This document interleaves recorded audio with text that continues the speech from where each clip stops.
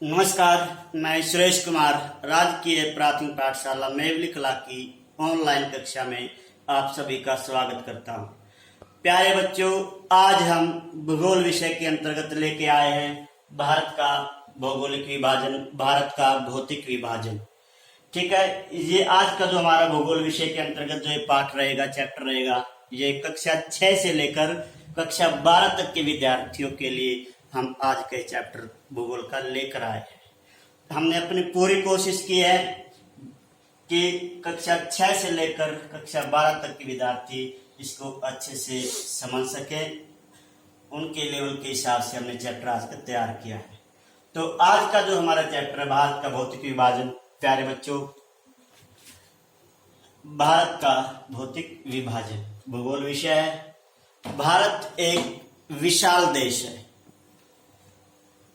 जो कि यहाँ पर अनेक प्रकार की स्थलाकृतियां यहाँ पर पाई जाती हैं। स्थलाकृतियों का मतलब है कहीं पर ऊंचे ऊंचे पर्वत हैं, कहीं पर विशाल मैदान है हमारे, कहीं पर बड़े बड़े महासागर हैं, कहीं पर पठारी भाग हैं। ये सभी क्या है, हमारी स्थलाकृतियां हैं। ठीक है, इन सभी के माध्यम से हमारे देश के अंदर विभिन्नता में एकता की जो झलक है वो दिखाई पड़ती है। इन स्थलाकृतियों का जो निर्माण है वह अनेक प्रकार की शैलों से, चट्टानों से हुआ है।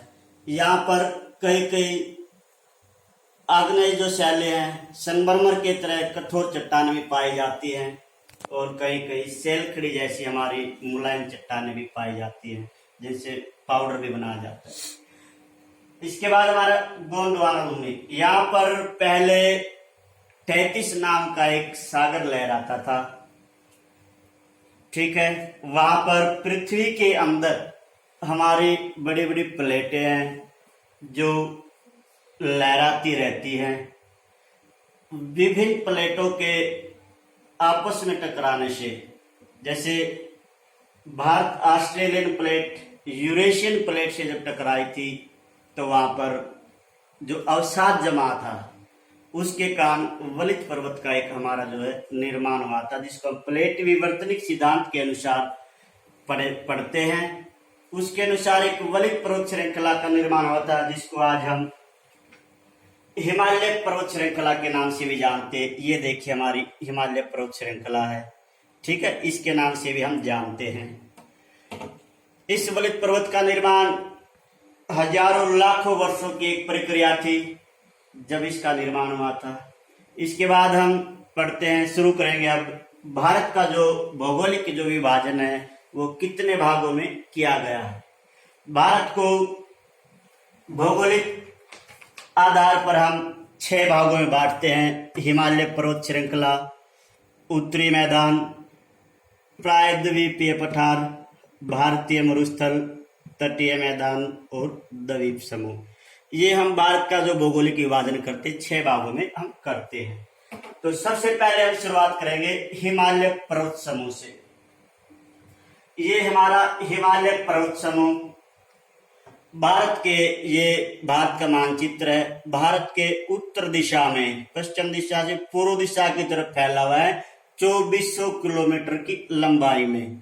इसकी जो कश्मीर के अंदर जो इसकी जो चौड़ाई है वह है 400 किलोमीटर और अरुणाचल में जो इसकी जो चौड़ाई है वो 150 किलोमीटर तक ये फैला हुआ है।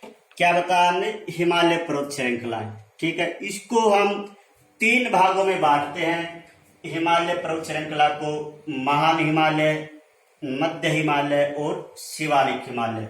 हिमालय का जो उत्तरी भाग है, बिल्कुल उत्तरी भाग, इसको हम उत्तरी हिमालय के नाम से जानते हैं और इसको हम हिमाद्री के भी नाम से जानते हैं। हिमाद्री, हिम का घर, बहुत ज्यादा मात्रा में बर्फ पड़ती है। ठीक है, दूसरा है हमारा निम्न हिमालय, उत्तरी हिमालय के दक्षिण का भाग।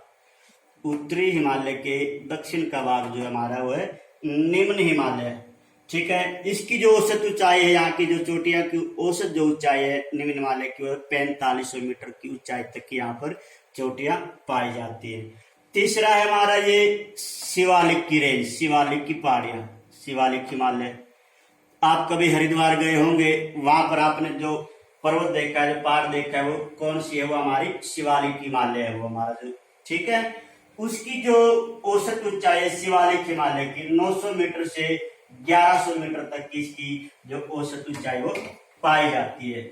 इसके बाद दूसरा है हमारा भौगोलिक विभाजन में उत्तरी भारत का विशाल मैदान।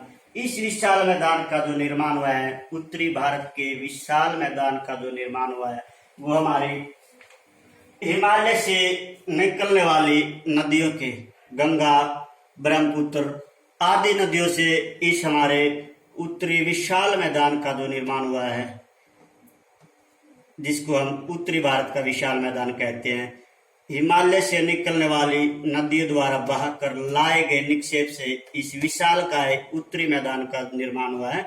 ये हमारा उत्तरी मैदान है। प्राचीन समय में जितने भी हमारी सभ्यताएं विकसित हुई हैं, ये यहाँ पर जनसंख्या का जो घनत्व है उत्तरी मैदान में ज्यादा पाया जाता है। क्यों?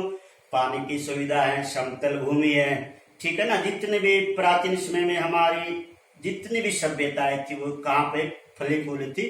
नदी घाटी के किनारे फली फूली थी। उत्तरी मैदान को भी हम 3 भागों में बांटते हैं। पंजाब का मैदान, ये हमारा गंगा का मैदान और ब्रह्मपुत्र का मैदान। उत्तरी भारत के विशाल मैदान को 3 भागों में बांट दे। इधर पंजाब का मैदान, ठीक है, जो कि सतलुज, रावी, व्यास, चिनाब, झेलम 5 नदियों के बीच का जो क्षेत्र है, इन नदियों द्वारा इस मैदान का निर्माण किया गया था। दूसरा है हमारा गंगा का मैदान। इसके अंतर्गत हमारा उत्तराखंड, उत्तर प्रदेश, बिहार, पश्चिम बंगाल, झारखंड, इन सभी का जो मैदान है, ये गंगा द्वारा बहाकर लाए गए जलोढ़ निक्षेप से इस मैदान का निर्माण हुआ है। तीसरा है हमारा ब्रह्मपुत्र का मैदान। ये असम के अंदर ब्रह्मपुत्र नदी द्वारा इस मैदान का निर्माण अपने साथ बहाकर लाए गए जलोढ़ निक्षेपों से इस ब्रह्मपुत्र के मैदान का असम के अंदर निर्माण हुआ है, ठीक है। अब आगे चलते हैं। तीसरा हमारा जो भौतिक विभाजन है वो है हमारा प्रायद्वीपीय पठार। ये देखिए प्रायद्वीपीय पठार हमारा, ठीक है, ये जो हमारा है ये प्रायद्वीपीय पठार। खनिज संसाधनों की दृष्टि से ये प्रायद्वीपीय पठार का हमारे देश के इतिहास में बहुत ही महत्व है, ठीक है। यहाँ पर विंध्याचल, सतपुड़ा की पर्वत श्रेणियां पाई जाती है, ठीक है। नर्मदा, ताप्ती, महानदी, गोदावरी यहाँ की प्रायद्वीपीय पठार की प्रमुख नदियां हैं, ठीक है। प्रमुख खनिज हमारे जैसे कोयला है, यहाँ पर प्रचुर मात्रा में पाया जाता है। ये था हमारा प्रायद्वीपीय पठार। इसका जो निर्माण हुआ है आग्नेय और रूपांतरित चट्टानों से इस हमारे प्रायद्वीपीय पठार का जो निर्माण हुआ है। इसके बाद हम आगे चलते हैं भारतीय मरुस्थल। ये हमारा भारतीय मरुस्थल है राजस्थान के अंदर, ठीक है।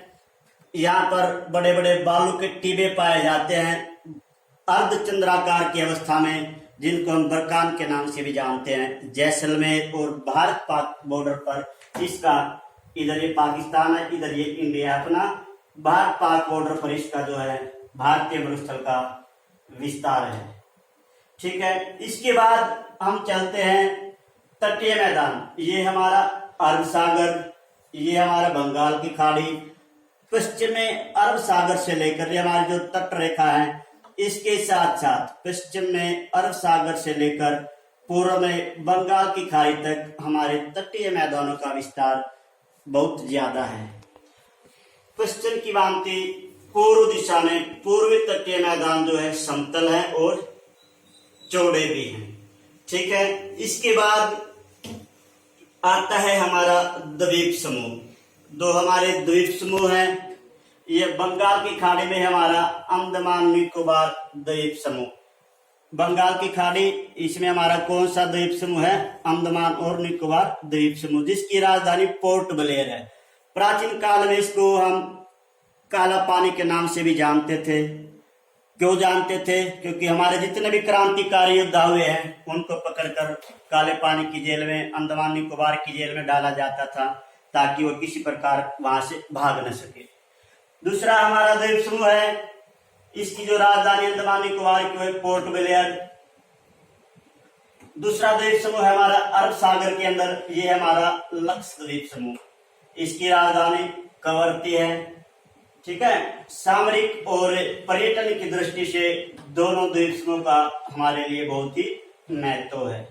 ठीक है, मानचित्र के माध्यम से मैं आपको इसलिए समझाना चाह रहा था ताकि आपको एक तो दिशाओं के बारे में भी जानकारी हासिल हो, अपने पड़ोसी देशों के बारे में भी जानकारी हासिल हो, तो जो एरिया आपको बताएगा तो आपको अच्छे से क्लियर हो जाए, समझ आ जाए। ठीक है, तो मैं उम्मीद करता हूं आप सभी को आज का जो चैप्टर है समझ आया होगा। अगले वीडियो के साथ फिर हाजिर होते हैं, तब तक के लिए नमस्कार।